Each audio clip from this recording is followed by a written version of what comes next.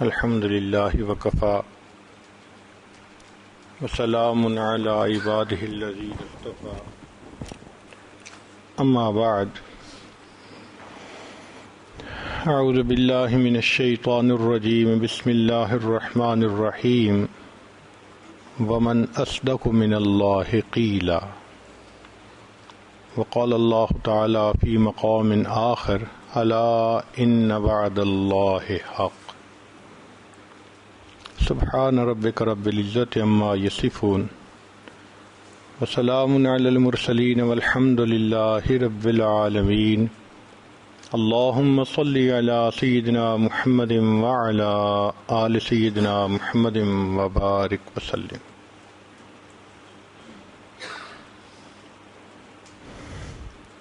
انسان کو اس دنیا سے بعض تجربات کی وجہ سے کچھ باتوں کا پکا یقین ہو جاتا ہے۔ وہ تجربات ہوتے ہیں، مشاہدات ہوتے ہیں، بار بار تجربات اور مشاہدات کی وجہ سے یقین بن جاتا ہے کہ یہ پکی بات ہے۔ مثال کے طور پہ ایک آدمی نے زہر کھا لی، اس کی موت واقع ہو گئی، تو یقین بن گیا کہ زہر کے کھانے سے موت واقع ہو جاتی ہے۔ کسی کو سانپ نے ڈس لیا، اس کی موت واقع ہو گئی، تو اس بات کا یقین ہو گیا۔ کسی کو بجلی کا کرنٹ لگا، اس کی موت واقع ہو گئی، تو یقین بن گیا کہ بجلی کے ٹچ کرنے سے انسان کی موت واقع ہو جاتی ہے۔ اسی طرح ہم روزانہ اپنے دفتر جاتے ہیں، اس سے ہمیں نفع ملتا ہے، زندگی کی ضروریات پوری ہوتی ہیں۔ ایک یقین بن گیا کہ بزنس کرنے سے انسان اچھی زندگی گزارتا ہے، تعلیم اچھی ہو، نوکری اچھی ہو، اچھی پے ملتی ہے، اچھی زندگی گزرتی ہے۔ کھیتی باڑی میں ہم محنت کریں گے تو ہمیں پروفٹ ہوگا، اچھی زندگی گزرے گی۔ تو یہ تمام مثالیں روزمرہ کی ہیں۔ چونکہ ہم ایک کام کرتے ہیں، ہوتا دیکھتے ہیں، تو ذہن میں ایک بات بیٹھ جاتی ہے کہ یہ کام تو ایسے ہونا ہے۔ چنانچہ اگر کوئی اس کے خلاف کہے تو ہم ماننے کو تیار نہیں ہوتے،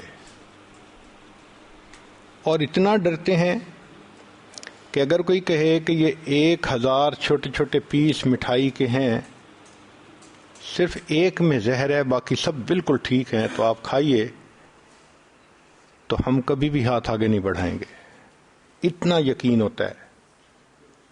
کوئی کہے جی کہ یہ سانپ ہے، آپ ہاتھ لگائیے، کبھی بھی قریب نہیں جائیں گے، دور سے دیکھ کے بھاگیں گے۔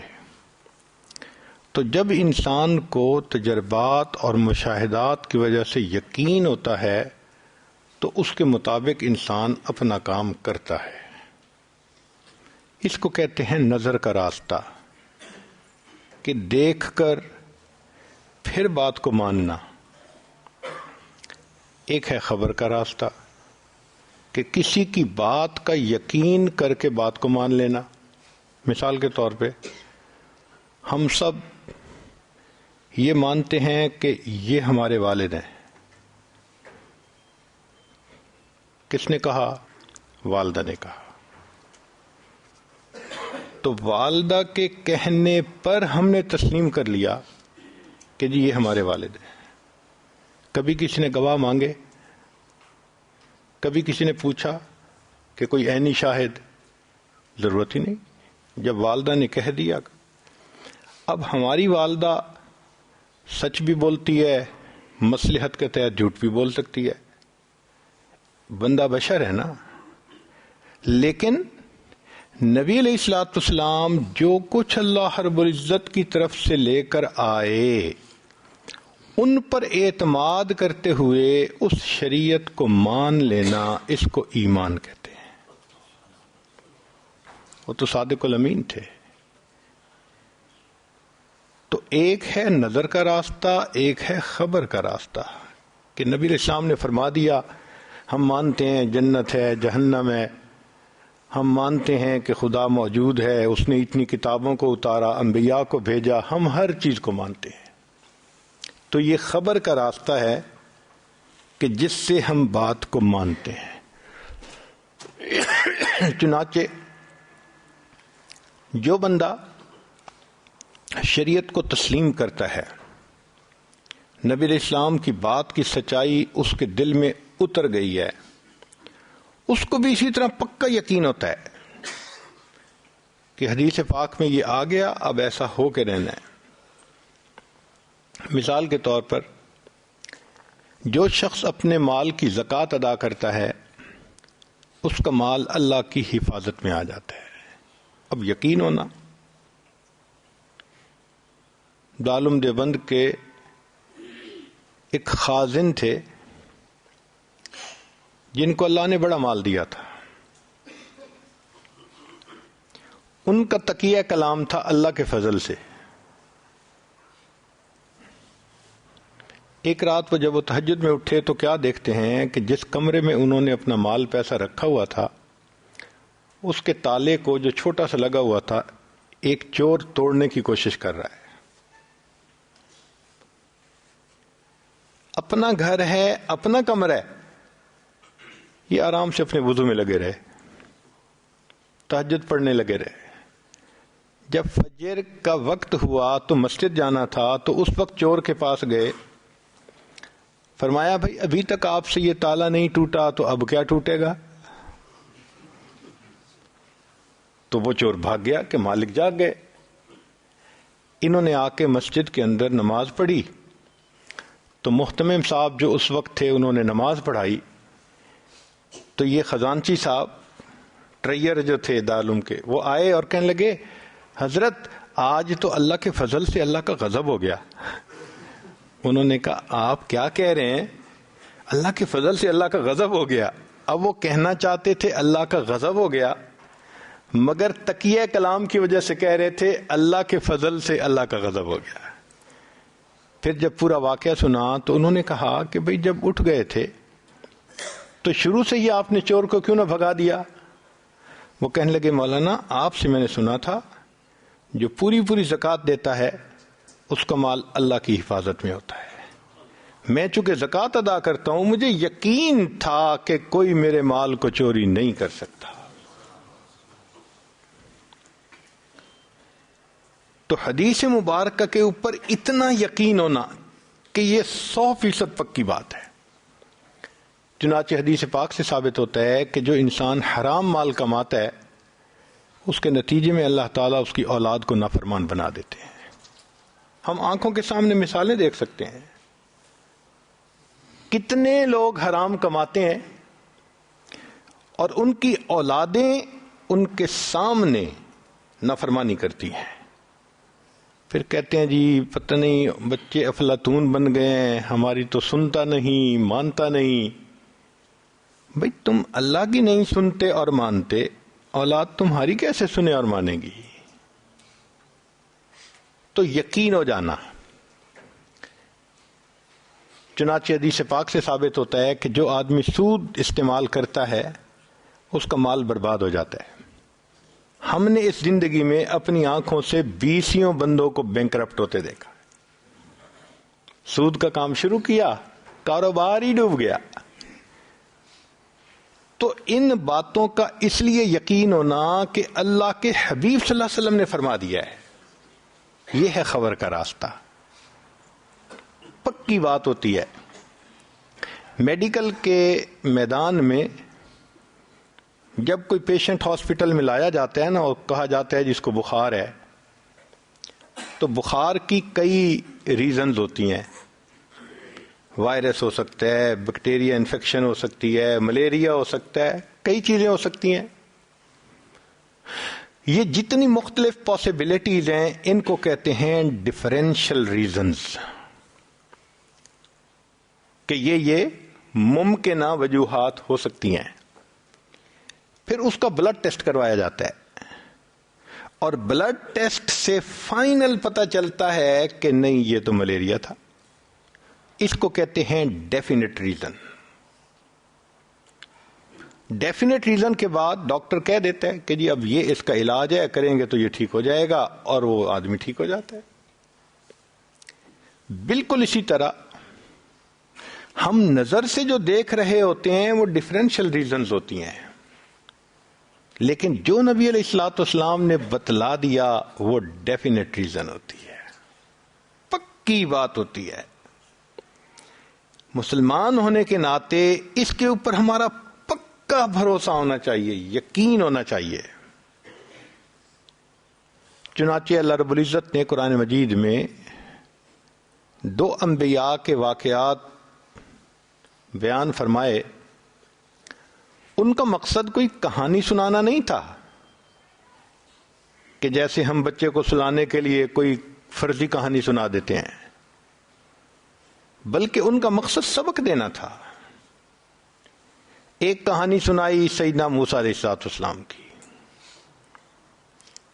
کہ اللہ رب العزت نے ان سے پوچھا وما تلک بیمینک یا موسیٰ, اے موسیٰ علیہ السلام آپ کے دائیں ہاتھ میں کیا ہے؟ قال ہی عصای, عرض کیا اے اللہ یہ میرا عصا ہے. اتوکأ علیہا واحش بہا علی غنمی ولی فیہا مآرب اخری, ٹیک لگاتا ہوں, بکریاں چراتا ہوں, بڑے میرے اس میں فائدے ہیں. فرمایا القہا یا موسیٰ, اتنے فائدے جو گنوا رہے ہیں اس عصا کے تو ذرا زمین پہ ڈالیے.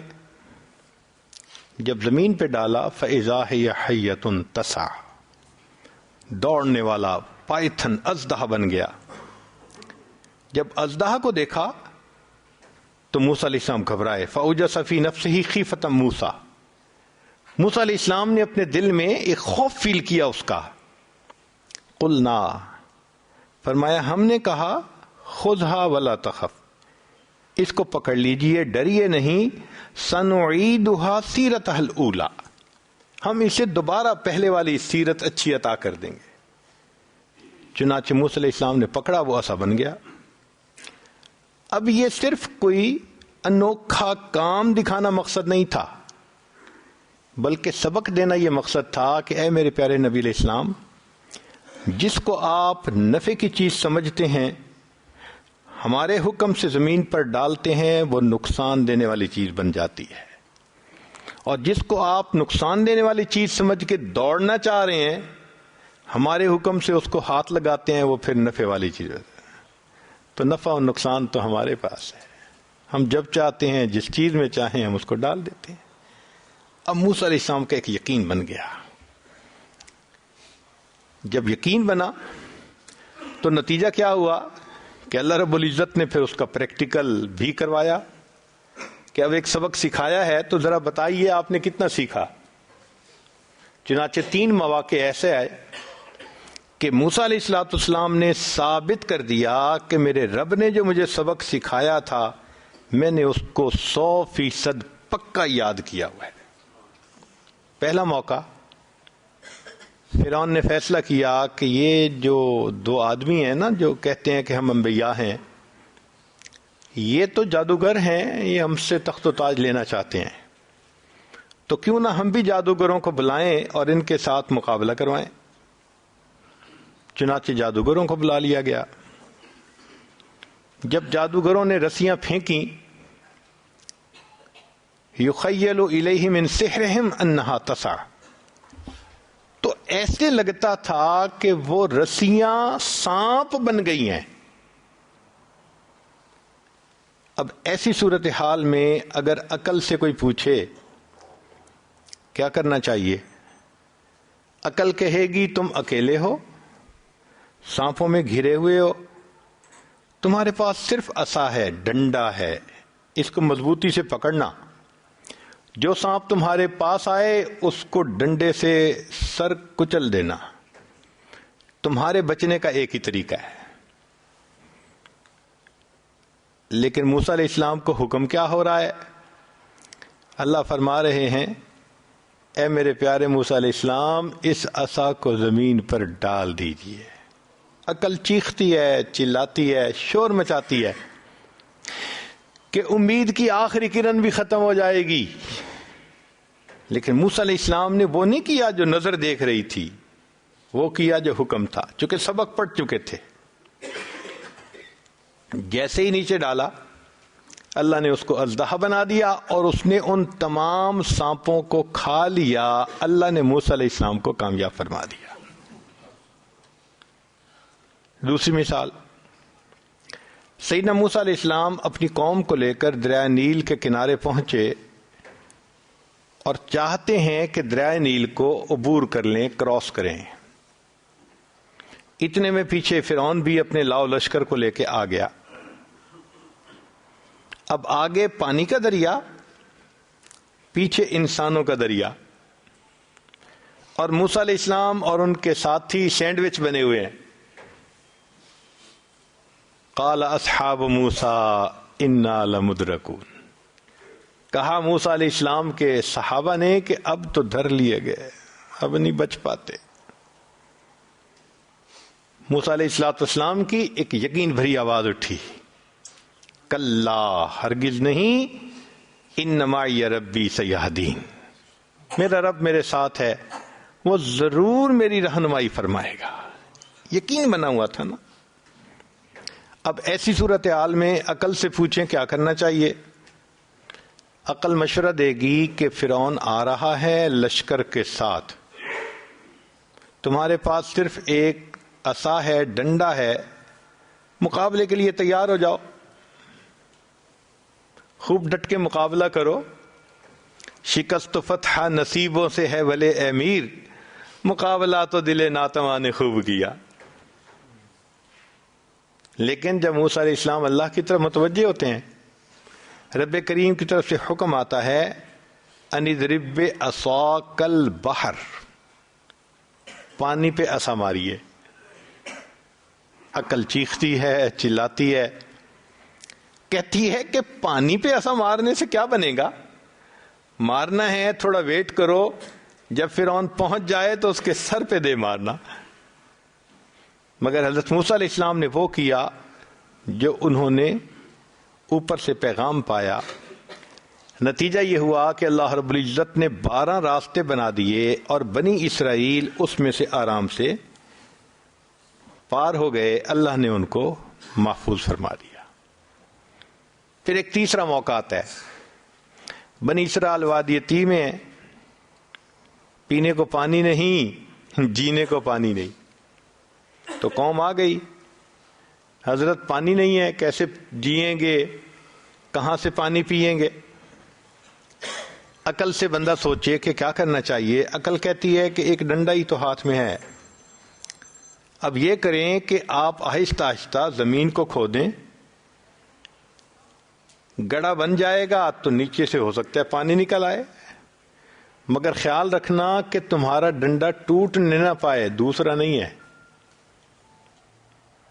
اللہ رب العزت سے جب موسیٰ علیہ السلام پوچھتے ہیں کہ اللہ کیا کرنا چاہیے، فرمایا ان اضرب بعصاک الحجر، پتھر پہ مارے۔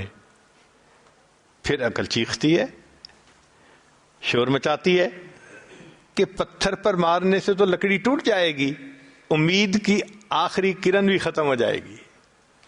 مگر سیدنا موسیٰ علیہ السلام نے سبق پڑھا تھا، یاد تھا، انہوں نے وہی کیا جو رب کا حکم۔ نتیجہ کیا ہوا کہ پتھر میں سے چشمے جاری ہوئے اور اللہ نے بنی اسرائیل کو پانی عطا فرما دیا۔ تو موسیٰ علیہ السلام کا واقعہ بتا کر پھر آگے جو اللہ نے 3 مثالیں دیں، تو ان کا مقصد یہ تھا کہ جو ہماری ذات پر یقین کرتا ہے، دیکھو ہم کس طرح قدم قدم پہ اس کو کامیاب فرماتے ہیں۔ پھر اللہ رب العزت نے یہی سبق سیدنا ابراہیم علیہ السلام کو پڑھایا۔ انہوں نے پوچھا اللہ آپ مردوں کو کیسے زندہ کریں گے؟ فرمایا اولم تؤمن، کیا آپ ایمان نہیں رکھتے؟ قال بلا، اللہ 100% ایمان ہے، ولکن لیطمئن قلبی، دل کی تسلی کے لیے بات کر دی ہے۔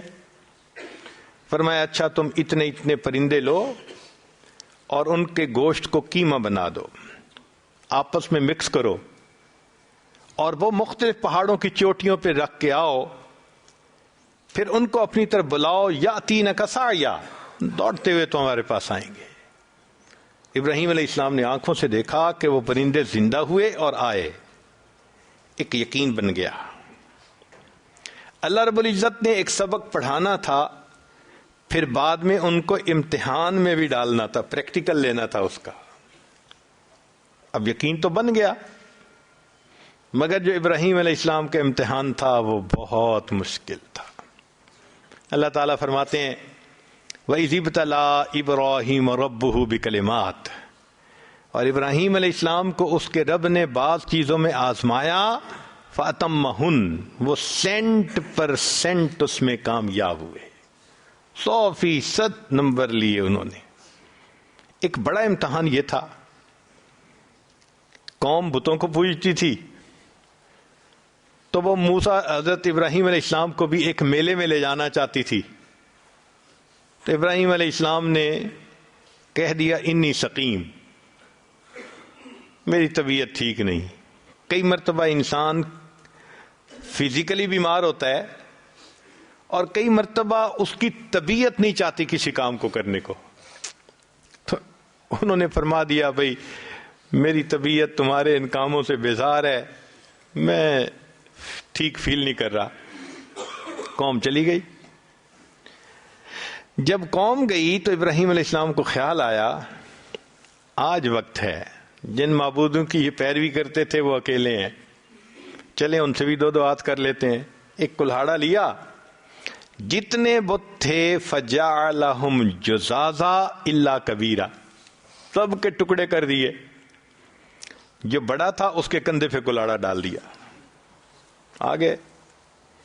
قوم جب واپس آئی انہوں نے آ کے دیکھا کہ بتوں کے ٹکڑے ہوئے پڑے ہیں، تو وہ کہنے لگے کہ یہ کون کہہ سکتا ہے؟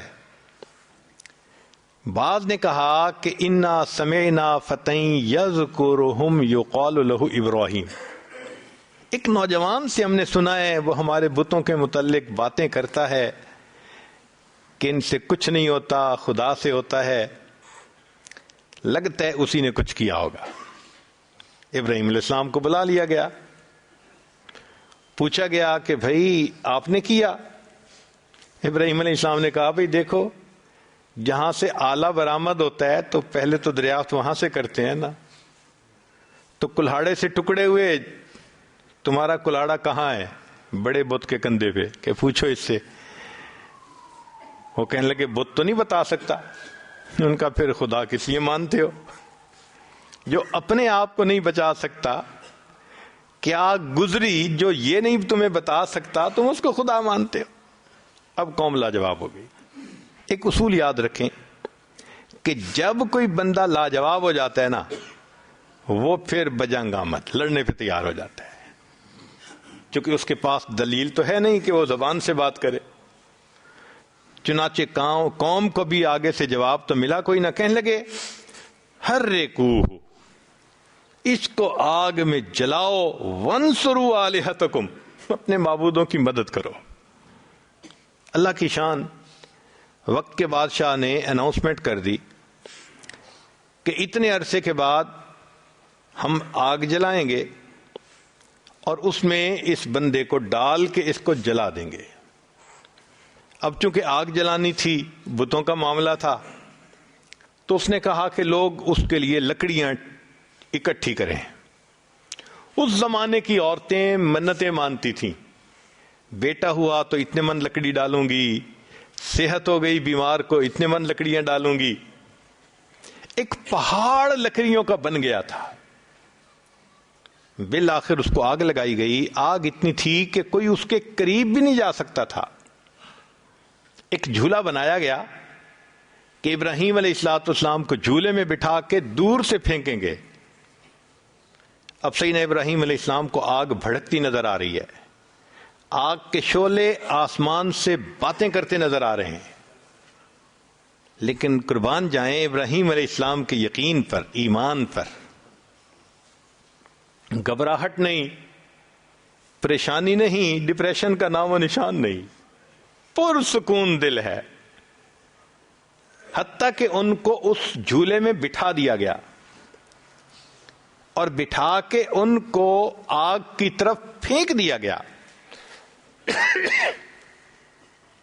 ابھی وہ ہوا میں تھے تو فرشتوں میں سے ایک فرشتے ہیں جبرائیل علیہ الصلوۃ والسلام. اللہ نے ان کے ذمے کئی کام لگائے ہوئے ہیں. ان کے چارٹر آف ڈیوٹی میں سے ہے انبیاء پر وحی لے کے آنا. ان کے چارٹر آف ڈیوٹی میں سے ہے انبیاء کی ایمان والوں کی مدد کرنا. ان کی چارٹر آف ڈیوٹیز میں سے ہے اناؤنسمنٹ کرنا. مؤذن بھی ہیں فرشتوں کے. اللہ جب کسی سے محبت کرتے ہیں دعا جبرائیل، اے جبرائیل میں فلاں سے محبت کرتا ہوں، وہ آواز لگاتے ہیں، آسمانوں کے فرشتے محبت کرنے لگ جاتے ہیں. وہ آواز زمین پر لگاتے ہیں، بندے محبت کرتے ہیں. ثم یودع لہ القبول فی الارض. تو یہ بھی جبریل علیہ السلام کا کام ہے. لیلۃ القدر میں فرشتوں کے ساتھ اترنا، یہ بھی جبریل علیہ السلام کا کام ہے. اب چونکہ ایمان والوں کی مدد کرنا ان کا منصب ہے تو وہ اللہ رب العزت سے پوچھتے ہیں، اے کریم آقا، آپ کے پیارے خلیل آگ میں ڈالے جا رہے ہیں، کیا میں مدد کر سکتا ہوں؟ جیسے ہم دفتروں میں آج پوچھتے ہیں نا جی کین آئی ہیلپ یو، تو جبریل علیہ السلام نے بھی آفر کی کہ کیا میں مدد کر سکتا ہوں. اللہ رب العزت نے فرمایا ہاں جاؤ پوچھو، اگر آمادہ ہیں تو کرو. تو جبریل علیہ السلام آتے ہیں اور آ کے ابراہیم خلیل اللہ سے اس وقت پوچھتے ہیں اللہ کا حاجہ، کیا آپ کو میری مدد کی ضرورت ہے؟ What can I do for you؟ ابراہیم علیہ السلام کا یقین دیکھیے، ایک فرشتہ پوچھ رہا ہے میں آپ کی مدد کر سکتا ہوں، اور وہ آگے سے سوال پوچھتے ہیں کہ کیا اللہ رب العزت کو علم ہے کہ میں اس حال میں ہوں؟ جبریل علیہ السلام نے کہا ہاں. فرمانے لگے حسبی سؤالی علمہ بحالی.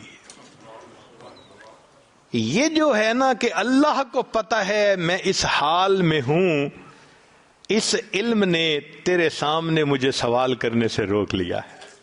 میں جب رب کو پتہ ہے تو بس کافی ہے. اللہ اکبر. ابراہیم علیہ السلام نے ثابت کر دیا کہ یقین یہ ہوتا ہے اور محبت نبھانا اس کو کہتے ہیں. رب کریم نے بھی قرآن مجید میں خوش ہو کے فرما دیا وَإِبْرَاهِيمَ الَّذِي وَفَّى، میں ابراہیم بڑا وفادار نکلا. تو دیکھیے ایک سبق پڑھا تھا یقین کا، جب پریکٹیکل آیا اللہ نے سرخرو فرما دیا. تو قرآن مجید میں ایک مثال نہیں دی، دو مثالیں دی کہ ذرا دیکھو اگر ان انبیاء کے ساتھ اللہ نے خیر کا معاملہ کیا، تم بھی اگر اللہ کے حکموں پر چلو گے اللہ تمہارے ساتھ بھی خیر کا معاملہ کریں گے. ہم اس کی تلاوت تو کرتے ہیں، کبھی ان کے سبق کو سمجھنے کی کوشش کی ہم نے؟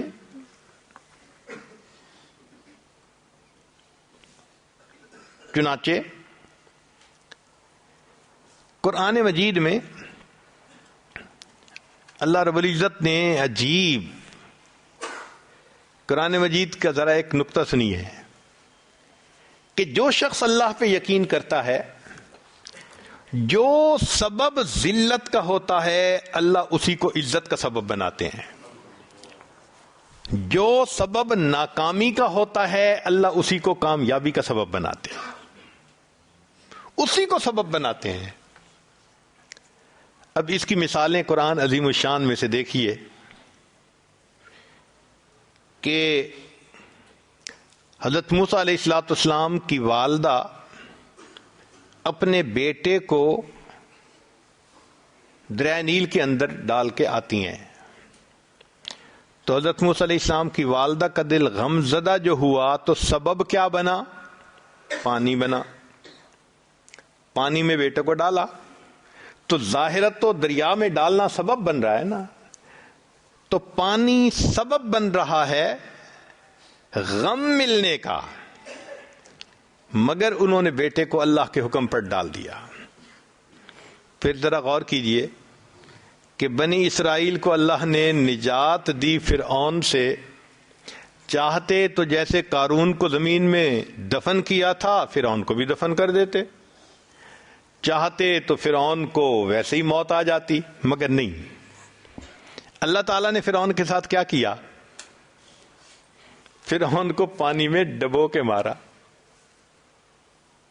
کیسے موت آئی؟ پانی میں ڈوب کے مرا۔ کیوں؟ کہ میری ایک بندی نے میرے اوپر یقین کر کے بیٹے کو پانی میں ڈالا تھا، آج اس کا دل غمزدہ ہو رہا ہے۔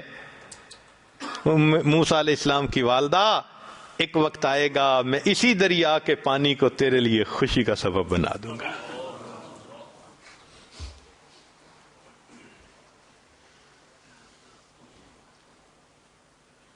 اور دیکھیے مفسرین نے ایک اور نقطہ بھی لکھا ہے، وہ فرماتے ہیں کہ فرعون اس کو اپنے آبپاشی کے نظام پہ اور دریاؤں کے نظام پہ بڑا بھروسہ تھا، تبھی تو اس نے کہا تھا تقریر کرتے ہوئے، ہذہ الانہار تجری من تحتی، یہ دیکھو میرے کیسے کیسے دریا ہیں جو آبپاشی کا میرا نظام ہے۔ تو اس کے دل میں یہ یقین تھا کہ ان آبپاشی کے نظام سے جو آمدنی ہوتی ہے، عزت ملتی ہے، اللہ نے اس کو ذلت دی تو سبب کیا بنایا؟ اسی دریا کو بنایا جس کے بارے میں وہ کہتا تھا کہ یہ میرے تحت چلتی ہیں، وہ تحت چلنے والے دریا میں ہی اس کو ڈبو کے دکھا دیا۔ ایک اور مثال قرآن مجید میں سے،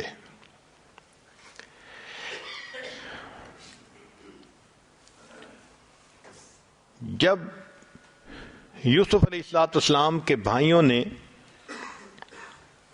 یوسف علیہ السلام کو کنویں میں ڈال دیا تو انہوں نے ان کے کرتے پر جھوٹ موٹ کا ایک خون لگا دیا، وَجَاءُوا أَبَاهُمْ عِشَاءً يَبْكُونَ، روتے ہوئے آ گئے اور کہنے لگے کہ بھائی کو تو بھیڑیا کھا گیا اور ہم اس کا کرتا لائے ہیں۔ تو یعقوب علیہ السلام کو جو دکھ پہنچا تو ظاہری سبب کیا تھا؟ کرتے کو دیکھا، کرتا دکھایا نا کہ دیکھو یہ خون آلود کرتا ہے، تو ظاہری سبب جو دکھ ملنے کا بن رہا ہے وہ بیٹے کا خون آلود کرتا ہے۔ خیر، پھر اللہ نے یوسف علیہ السلام کو بادشاہت عطا فرمائی۔ پھر ایک وقت آیا کہ بھائیوں نے معافی مانگی، یوسف علیہ السلام نے معاف کر دیا، تو بھائیوں نے بتایا کہ آپ کے والد صاحب ابیضت عیناہ من الحزن، ان کی تو آنکھیں سفید ہو گئی، بینائی چلی گئی۔ اب یوسف علیہ السلام یہ بھی کہہ سکتے تھے کہ اچھا میں اللہ سے دعا کرتا ہوں اللہ میرے والد صاحب کی بینائی کو ٹھیک کر دے، یہ ممکن تھا نا، مگر یوسف علیہ السلام نے یہ نہیں کہا۔ یہ سننے کے بعد یوسف علیہ السلام نے کیا کہا؟ اذهبوا بقمیصی، میری قمیص کو لے کے جاؤ اور والد صاحب کی آنکھوں سے لگاؤ، فرتد بصیرا، ان کی بینائی لوٹ آئے گی۔ اللہ، آپ ویسے ہی آنکھوں کو ٹھیک فرما دیتے، مگر اللہ نے سبق دینا تھا۔ اے میرے یعقوب علیہ السلام، آپ کو غم ملا تھا بیٹے کے خون آلود کرتے کو دیکھ کر، اب انہی کا کرتا آ رہا ہے، آنکھوں سے لگائیں گے، بینائی لوٹے گی، پھر بیٹا دوبارہ مل جائے گا۔ تو جو ذلت کا سبب ہوتا ہے اللہ اس کو عزت کا سبب بنا کے دکھا دیتے ہیں۔ اصول فطرت ہے کہ ہر ایکشن کا ایک ری ایکشن ہوتا ہے۔ To every action there is always equal and opposite reaction. اس کو ہم مانتے ہیں، سائنس اس کے اوپر کام کرتی ہے۔ قرآن مجید میں بھی یہی اصول فطرت ہے کہ جیسی کرنی ویسی بھرنی، جیسی کرنی ویسی. اس کو کہتے ہیں شریعت کی نظر میں جزا من جنس العمل. جیسا عمل کریں گے اللہ ویسا ہی اس کو بدلہ دیں گے. چنانچہ قرآن مجید سے اس کی چند مثالیں ایک طالب علم ہونے کے ناطے.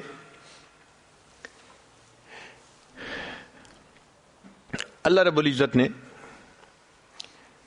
قوم یہود پر حکم فرمایا تھا کہ تم یوم السبت، ہفتے کے دن مچھلیاں نہیں پکڑ سکتے. وہ کیا کرتے تھے کہ ہفتے کے دن مچھلیاں بہت آتی تھیں سطح پہ، تو وہ ان کو حوض بنا کے ان کو ٹریپ کر لیتے تھے اور پھر باقی دنوں میں ان کو پکڑ لیتے تھے. ظاہرہ وہ کہتے تھے جی کہ ہم ہفتے کے دن مچھلیاں نہیں پکڑ رہے، مگر منشا خداوندی پوری نہیں کر رہے تھے، اپنی منشا پوری کر رہے تھے. ان کو الگ تو کر لیتے تھے نا. تو انہوں نے اللہ رب العزت کے حکم کو مسخ کیا کہ یوں ہی کہیں کہ ہم تو نہیں پکڑتے اور پکڑ بھی رہے ہیں. جب انہوں نے اللہ رب العزت کے حکم کو مسخ کیا، اللہ نے پھر قوم یہود پر کیا عذاب بھیجا. فرمایا قلنا لہم کونوا قردۃ خاسئین، تم پھٹکارے ہوئے بندر بن جاؤ. انہوں نے اللہ کے حکم کو مسخ کیا، اللہ نے جواب میں ان کے چہروں کو مسخ فرما دیا. جیسی کرنی ویسی بھرنی. قرآن مجید سے دوسری مثال،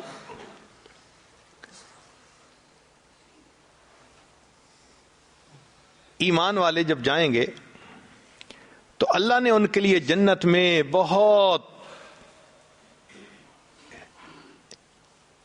لذت کی چیزیں بنائی ہوں گی، مگر قرآن مجید کی آیت بتلاتی ہے فلا تعلم نفس ما اخفی لهم من قرۃ اعین.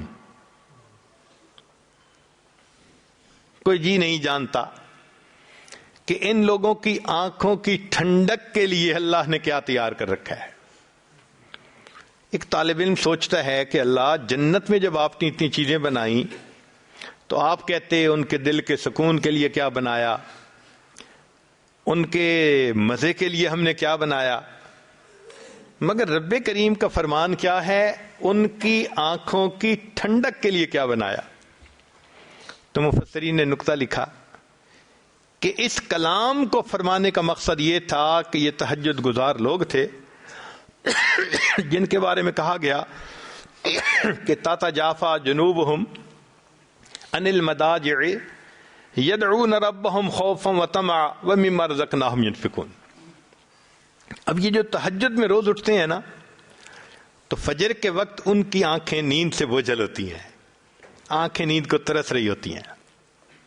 چونکہ ان تہجد گزاروں کی تہجد پڑھنے سے آنکھیں بوجھل ہوتی تھیں، آنکھیں نیند کو ترستی تھیں، رب کریم نے اجر دیتے ہوئے فرمایا ہم نے جنت میں ان کے لیے وہ تیار کر رکھا ہے جو ان کی آنکھوں کی ٹھنڈک بنے گا.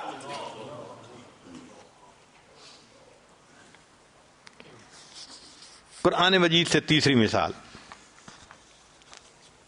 قیامت کے دن جب مجرم لوگ اللہ کے سامنے کھڑے ہوں گے تو اللہ رب العزت فرماتے ہیں وَلَوْ تَرَىٰ إِذِ الْمُجْرِمُونَ نَاكِسُو رُءُوسِهِمْ عِنْدَ رَبِّهِمْ. اگر تم دیکھو اس وقت ان مجرموں کو سر جھکے ہوں گے اللہ کے سامنے، سر جھکا کے کھڑے ہوں گے. تو طالب علم کے ذہن میں سوال پیدا ہوتا ہے کہ یہ کیوں کہا کہ سر جھکا کے کھڑے ہوں گے؟ یوں بھی کہہ سکتے تھے کہ اللہ کے سامنے کھڑے ہوں گے. مفسرین نے نقطہ لکھا، ان کا دیکھو یہ نافرمان لوگ تھے، ان کے سامنے اللہ کا حکم پیش کیا جاتا تھا، یہ کہتے تھے ہم نہیں مانتے، ہم اس حکم کے آگے نہیں جھکتے. چونکہ اللہ کے حکم کے آگے نہ جھکنے کی بات کرتے تھے، جب اللہ نے قیامت کے دن کو کھڑا کیا، فرمایا ذرا دیکھو اب ان کا حال، ناکسو رؤوسہم عند رب، اب جھکے کھڑے ہیں اپنے رب کے سامنے، اپنے قصوروں کا اعتراف کر رہے ہیں. قرآن مجید میں سے ایک چوتھی مثال، اللہ رب العزت نے بنی اسرائیل کے لیے ایک قانون بنا دیا تھا کہ اگر تم توبہ کرنا چاہتے ہو فَاقْتُلُوا أَنفُسَكُمْ، اپنے آپ کو مارو. چنانچہ سورہ بقرہ میں ہے کہ بنی اسرائیل والوں کی توبہ ایسی تھی کہ آسمان پہ بادل آ گیا تھا، اندھیرا ہو گیا تھا، اور انہوں نے چھریوں سے اپنے آپ کو مارا تھا. پھر اللہ نے ان کی توبہ کو قبول فرما لیا تھا. امت مسلمہ کے لیے تو ایسا نہیں ہے. امت مسلمہ کے لیے تو رب کریم کا اتنا قانون ہے، الندم توبۃ، کہ دل میں بھی اگر کوئی بندہ گناہ پہ نادم ہو جائے گا تو یہ اس کی توبہ کہلائے گی. تو فرق کیا ہے؟ سبحان اللہ.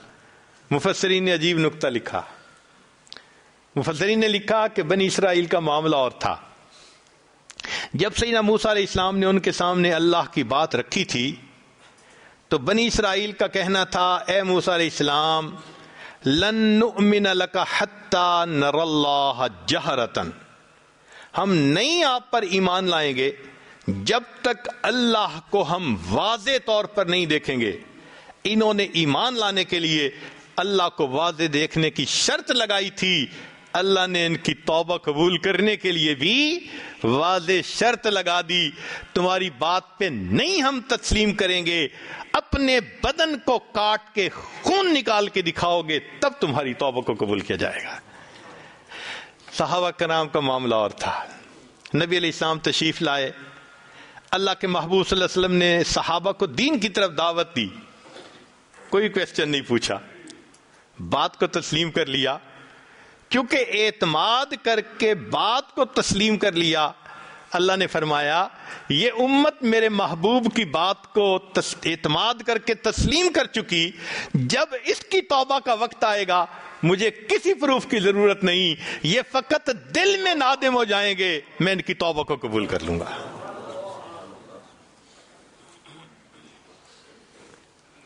قرآن مجید سے ایک اور مثال، مختلف قوموں پہ مختلف عذاب آئے،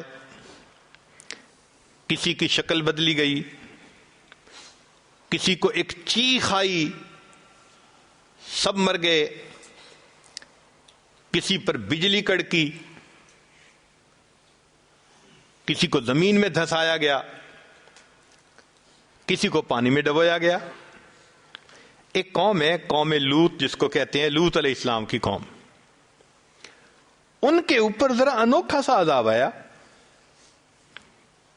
کہ ان کو اللہ رب العزت نے جبریل علیہ السلام کو بھیجا اور زمین کے ٹکڑے کو کاٹ کر آسمانوں تک لے گئے اور وہاں سے جا کے زمین اس کو الٹ دیا. بھئی یہ معمول سے ہٹ کے عذاب، کیا حکمت ہے اس میں؟ مفسرین نے لکھا، بات سمجھ میں آتی ہے. اس قوم کے اندر بیماری کیا تھی کہ یہ لواطت کے مرتکب ہوتے تھے. اللہ رب العزت نے مرد کو فاعل بنایا، یہ اس کو مفعول بناتے تھے، تو اللہ کی ترتیب کو الٹتے تھے.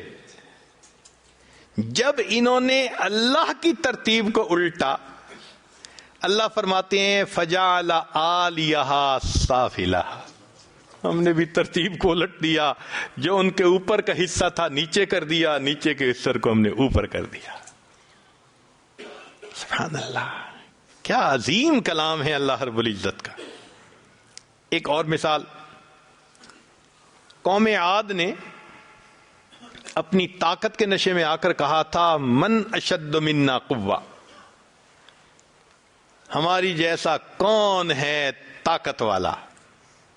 اور واقعی تھے بھی بڑے طاقت والے. وَتَنْحِتُونَ مِنَ الْجِبَالِ بِيُوتًا، پہاڑوں کو کھود کے گھر بناتے تھے،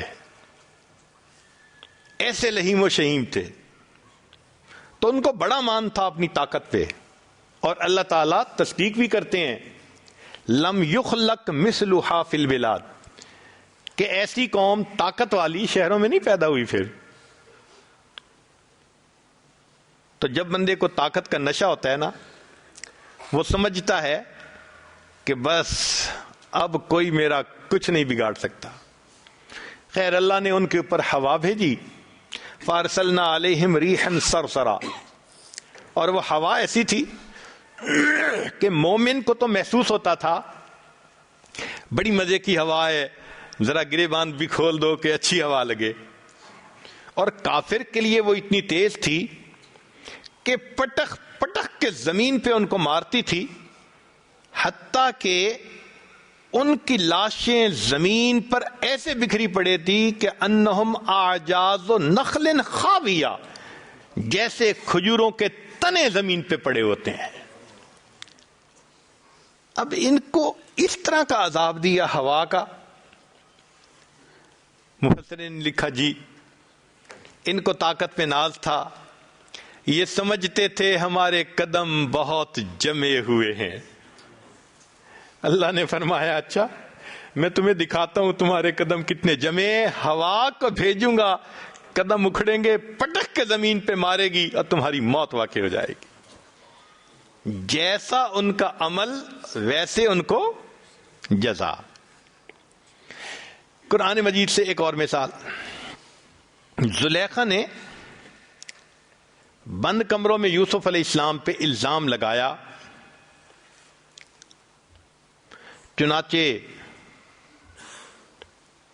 اللہ رب العزت نے یوسف علیہ السلام کی براءت بار بار دلوائی. کمرے بند تھے نا، ایک کمرہ اس سے نکلے، پھر دوسرا کمرہ اس سے نکلے، پھر تیسرا کمرہ، تو باہر آ گئے. تو اللہ رب العزت نے بھی ویسا ہی معاملہ کیا کہ یوسف علیہ السلام کی جو براءت تھی، جو صداقت تھی، اس کی بھی ایک نہیں گواہی دلوائی، کئی گواہیاں دلوائیں. سب سے پہلے گواہی تو بچے نے دی کہ بھئی قمیص کو دیکھو، پیچھے سے پھٹی ہے تو عورت کا قصور، آگے سے پھٹی ہے تو مرد کا قصور. قمیص کو دیکھا تو پیچھے سے پھٹی تھی، چنانچہ بچے کی گواہی سے پتہ چل گیا کہ عورت کا قصور تھا، یوسف علیہ السلام سچے تھے، سچائی واضح ہو گئی. مگر رب کریم نے صرف یہیں تک نہیں، پھر دوبارہ اس کے خاوند سے گواہی دلوائی، اور خاوند نے اپنی بیوی کو کہا کہ انک کنت من الخاطئین، کہ میں جو یہ سارا معاملہ دیکھ رہا ہوں نا، تو میری فائنڈنگ یہ ہے کہ قصور تیرا ہی ہے. بری ہونے کی دوسری گواہی، اور پھر اسی صورت میں بری ہونے کی تیسری گواہی اللہ نے خود زلیخا کی زبان سے دلوائی. کہنے لگی انا راودتہ عن نفسہ فاستعصم، میں نے یوسف علیہ السلام کو بہکایا تھا مگر وہ میرے بہکاوے میں نہیں آیا، اپنی بات پہ پکا رہا. تو اللہ رب العزت نے دیکھیں بند کمروں میں الزام تھا، جیسے ایک ایک کرتے پردہ کھولتے ہیں نا، تو 3 گواہیاں دلوا کر بات کو پکا کر دیا.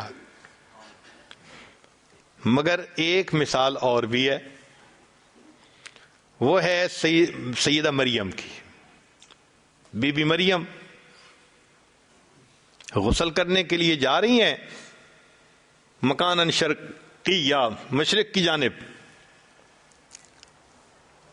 تو اچانک ایک بھرپور نوجوان انسان دیکھا.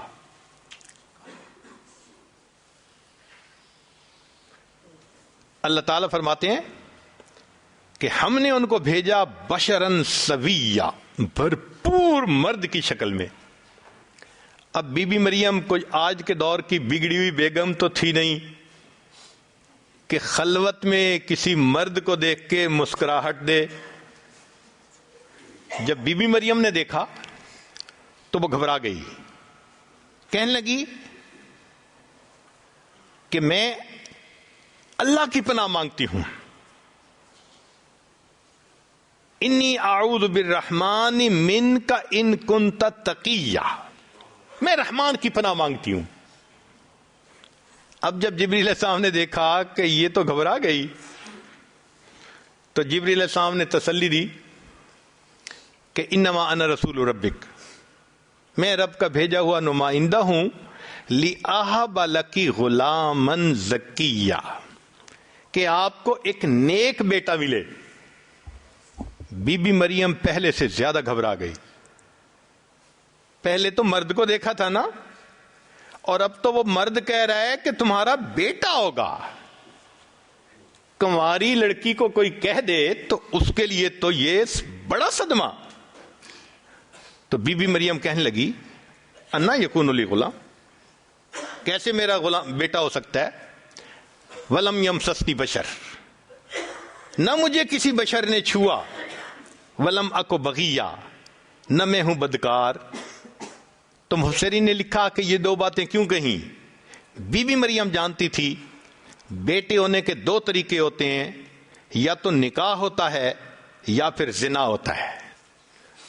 تو دو باتوں کا رد کیا، ولم یمسسنی بشر، نہ تو ہے میرا نکاح، ولم اکو بغیہ، نہ کیا میں نے زنا، میرا بیٹا کیسے ہو سکتا ہے؟ تو جبریل علیہ السلام نے پھر بتایا کہ جی آپ کو بیٹا پروردگار نے دینا ہے، کسی زلفوں والی سرکار نے نہیں دینا، کیوں گھبراتی ہو؟ چنانچہ بی بی مریم حاملہ محسوس ہونے لگے۔ اوہ، یہ بی بی مریم کے لیے ایک اذیت کا معاملہ تھا۔ جس بچی نے اعتکاف کی حالت میں زندگی گزاری ہو، جوانی کی عمر تک عبادت کرتے کرتے پہنچی ہو، پوری کمیونٹی کو پتہ ہے، آج اگر وہ اپنے آپ کو حاملہ محسوس کر رہی ہے تو اس کے دل کی کیا کیفیت ہوگی؟ چنانچہ ہارے ہوئے جرنیل کی طرح بی بی مریم ایک طرف ہٹ کے بیٹھ گئیں اور کہنے لگیں یا لیتنی مت قبل ھذا وکنت نسیا منسیا، اے کاش اس واقعے کے ہونے سے پہلے میں مر گئی ہوتی، میں کوئی بھولی بسری چیز ہوتی۔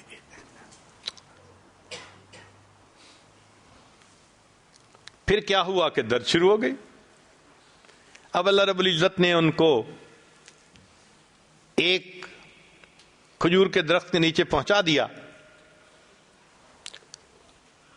بات شاید لمبی ہو جائے گی، قصہ کوتا، ان کے ہاں بچے کی ولادت ہو گئی۔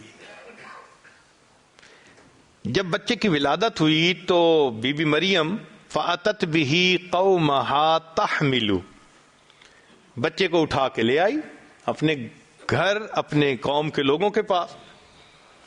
قالو، کہنے لگے یا مریم لقد جئت شیئا فریا، یہ کیا طوفان چیز اٹھا کے لے آئی؟ وہ تو توقع نہیں نہ کرتے تھے، یہ کیا چیز اٹھا کے لے آئی؟ اب بی بی مریم پہلے سے غمزدہ تھی، اوپر سے لوگوں کے بہتان نے اور پریشان کر دیا۔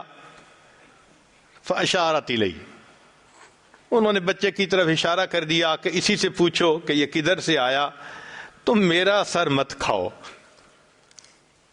اب جب بچے سے انہوں نے اشارہ کیا تو کیا ہوا؟ بچے نے بولنا شروع کر دیا، انی عبد اللہ آتانی الکتاب وجعلنی نبیا وجعلنی مبارکا اینما کنت واوصانی بالصلاة والزکاة ما دمت حیا وبرا بوالدتی ولم یجعلنی جبارا شقیا ذلک عیسی ابن مریم۔ اب یہاں ایک طالب علم کے ذہن میں سوال پیدا ہوتا ہے، یا اللہ، یوسف علیہ السلام پر بہتان لگا تھا، ایک بچے کی گواہی سے مسئلہ حل ہو گیا تھا، ایک فکرہ بنتا ہے، قمیص ادھر سے پھٹی تو اس کا قصور، ادھر سے پھٹی تو اس کا قصور۔ اور یہاں عیسیٰ علیہ السلام نے کیا گواہی دی؟ ایک لمبی بات شروع کر دی۔ تو یہ گواہی کا انداز بدل کیوں گیا؟ محدثین نے نکتہ لکھا، وہ فرماتے ہیں دیکھو یوسف علیہ السلام پر ایک عورت، ایک فرد نے الزام لگایا تھا، فرد کے اس الزام کو رد کرنے کے لیے اللہ نے ایک گواہ کو پیش کر دیا تھا، بچے کو. اور یہاں بی بی مریم کا معاملہ اور تھا، یہاں قوم تھی، ایک مجمع تھا، سارا مجمع کہہ رہا تھا لقد جئت شیئا فریا.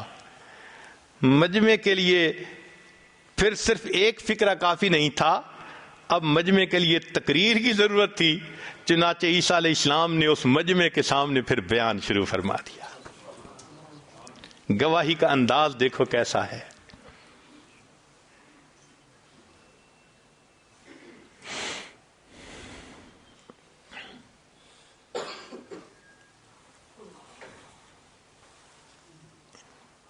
ایک اور مثال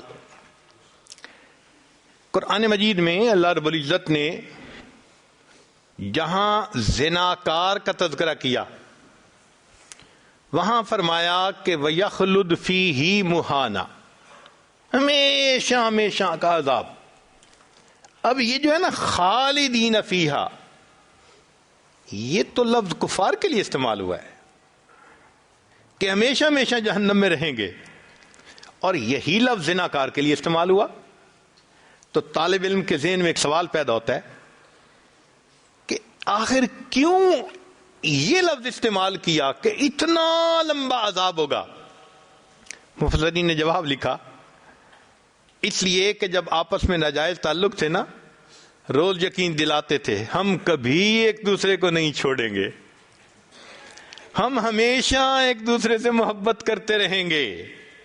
کیونکہ قول یہ تھا ہمیشہ ایک دوسرے سے محبت کریں گے.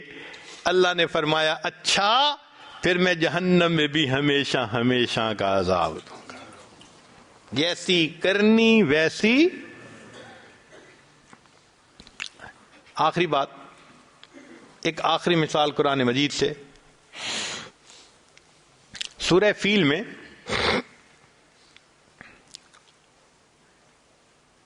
تفصیل ہے کہ جب ابرہا اپنے ہاتھیوں کے لشکر کو لے کر آیا بیت اللہ شریف کو گرانے کے لیے، اس کی چاہت یہ تھی کہ یہ بیت اللہ مرکز بن رہا ہے، اس کو میں مٹا دوں اور اس کی بجائے یمن سائڈ پر جہاں سے وہ آیا تھا وہاں ایک الگ مرکز بناؤں.